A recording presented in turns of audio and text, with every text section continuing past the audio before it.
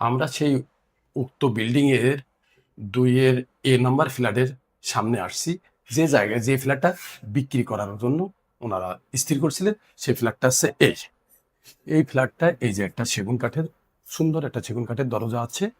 এবং এখানে যে স্পেসের মধ্যে আমরা এখন প্রবেশ করছি, এটা আসলে ডাইনিং এবং ড্রয়িং একসঙ্গে। মিনিমাম 300 স্কোয়ার ফিট নিয়ে ডাইনিং এবং ড্রয়িংটা। এবং এই ফ্ল্যাটের ভিতরে 3টা রুম হবে, বেডরুম আছে, ড্রয়িং রুম আছে, একটা ডাইনিং আছে এবং 2টা ব্যালকনি আছে।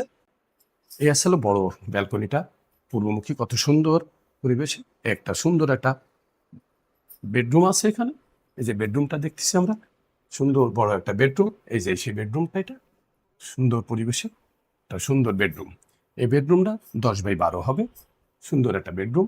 এবং এটাও সেগুন কাঠের একটা দরজা দেখতেছি আমরা।